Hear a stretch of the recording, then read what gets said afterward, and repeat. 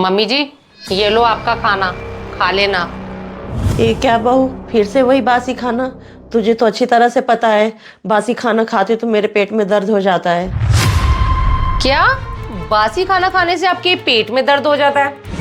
Mummy, पहले तो मैं आपको बता दूं, ये खाना ना बासी नहीं है। कल सुबह मैंने बनाया था और बच गया था, उसके बाद फ्रिज में रख दिया था, तो ये बासी कहाँ से हुआ? बहू, एक दो दिन का खाना फ्रिज में रखा हुआ ना, वो बासी कहलाता है। तूने तो आज सुबह गोभी की सब्जी बनाई थी ताजी, वो दे देती। क्या मम्मी जी, सुबह मैंने गोभी बनाई थी? वो जो गोभी बनाई थी ना, वो बहुत थोड़ी सी बनाई थी।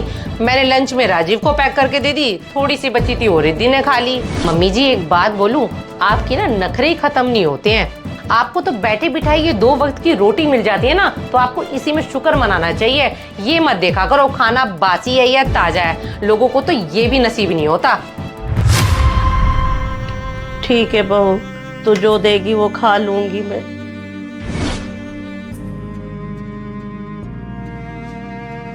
दादी, मम्मी आपसे ऐसे क्यों बात करती हैं? आप तो मम्मी से बहुत बड़े हो। आप उदास मत हो। मैं मम्मी की शिकायत ना पापा से लगाऊंगी कि ना वो आपसे किस तरह से बात करती हैं। नहीं नहीं रिद्धि बेटा, पापा से कुछ मत कहियो, नहीं तो मेरी वजह से पापा मम्मी में लड़ाई हो जाएगी। और वैसे भी बेटा, लड़ाई करवानी और करनी गंदी बात होती है। और बेटा, कुछ फैसले हमें ना भगवान पे छोड़ देना चाहिए, वो जो करते हैं अच्छा ही करते हैं। ठीक है दादी, आप खाना खा लो, मैं अपना होमवर्क कर लेती हूँ और रात को मुझे परियों की कहानी सुना कर ही सोना। ठीक है बेटा, खुश रहो।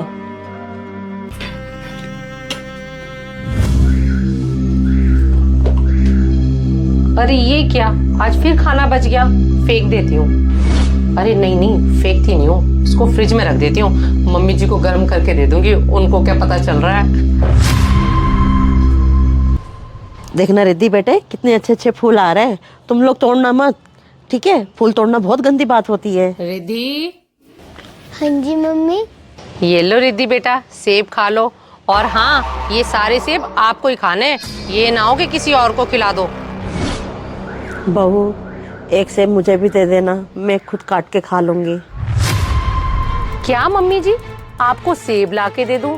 आपको तो बहुत अच्छे से ही पता है ना कि आपके सारे दांत हिले हुए हैं। सेब खाओगे ना तो एक आध दांत टूट के गिर जाएगा। आप बैठे बिठाए मुसीबत हमको दे दोगे। इतने के तो सेब नहीं है जितने की डॉक्टर की फीस हमें देनी पड़ जाएगी।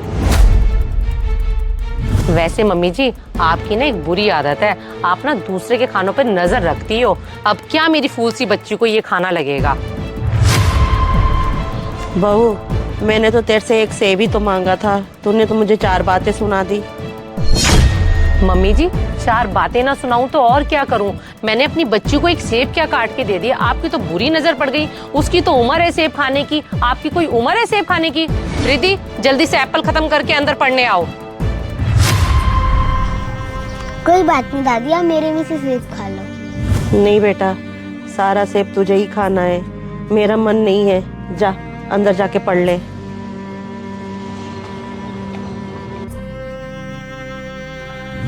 बस बेटा, सब ठीक ही है, जो टाइम निकल जाए। मम्मी, आप इतनी थकी थकी क्यों लग रही हो? आपकी तबीयत तो ठीक है? क्या ठीक बेटा, मेरी तो तबीयत ही नहीं ठीक होने पे आ रही है।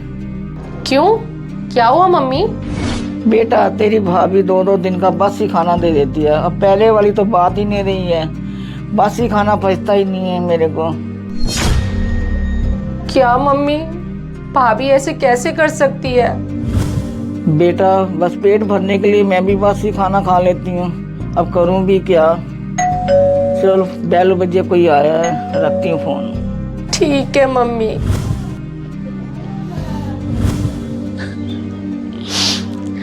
सही कहते हैं लोग, कर्म हमेशा लौट कर आते हैं। जैसा व्यवहार मैं अपनी सास के साथ कर रही थी, आज वैसा ही व्यवहार मेरी खुद की माँ के साथ हो रहा है। अरे ये क्या, आज फिर खाना बच गया, फेंक देती हूँ। अरे नहीं नहीं, फेंकती नहीं हूँ, इसको फ्रिज में रख देती हूँ। मम्मी जी को गर्म करके दे दूंगी, उनको क्या पता चल रहा है। मुझे अपनी सास के साथ ऐसा नहीं करना चाहिए था क्योंकि माँ तो माँ ही होती है। पता है रिद्धि बेटा, जब भगवान कृष्ण मथुरा जाने लगे पूरे गांव वाले फुट फुट के रोने लगे थे।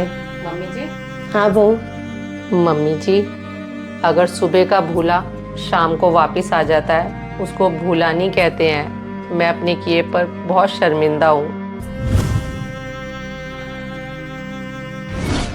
और मम्मी जी, ये सेब मैं आपके लिए काट के लेके आई हूँ और आज मैं आपसे वायदा करती हूँ जैसा व्यवहार मैंने आपके साथ हमेशा किया है वैसा व्यवहार कभी भी अब दोहराया नहीं जाएगा।